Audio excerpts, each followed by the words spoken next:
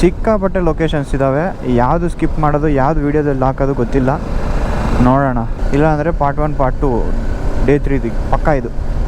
ನಮ್ಮ ಮುಂದೆ ಹೋಗ್ತಾ ಇದ್ವಿ ಆ್ಯಕ್ಚುಲಿ ಮೌಂಟೇನ್ಸು ಅದಿನ್ನೂ ಚೆನ್ನಾಗಿರುತ್ತೆ. ಅಂಬಾ ಘಾಟ್ ಅಂತ ನಾವು ಇವಾಗ ಹೋಗ್ತಾ ಇರೋದು.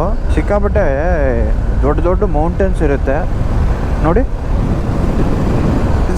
ಸೀರಿಯಸ್ಲಿ ಏನೂ ಬೇಕಾಗಿಲ್ಲ, ನೋಡ್ತಾ ಇದ್ರೆ ಹಂಗೆ ನೋಡ್ತಾ ಕೂತ್ಕೊಳ್ಳೋಣ ಇಲ್ಲ ನೋಡ್ತಾ ನಿಂತ್ಕೊಳ್ಳೋಣ ಅನಿಸುತ್ತೆ, ಅಷ್ಟು ಚೆನ್ನಾಗಿದೆ.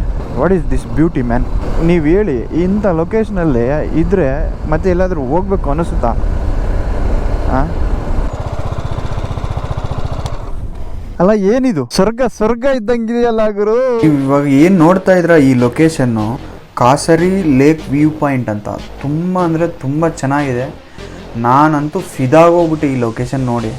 ಯಾಕಂದರೆ ನಾನು 2 ದಿವಸದಿಂದ ನಾನು ಮಹಾರಾಷ್ಟ್ರದಲ್ಲಿ ಇದ್ದೀನಲ್ಲ, ದಿ ಬೆಸ್ಟ್ ವ್ಯೂ ಪಾಯಿಂಟ್ ಇದು. ನಾವು ಲ್ಯಾಪ್ಟಾಪಲ್ಲಿ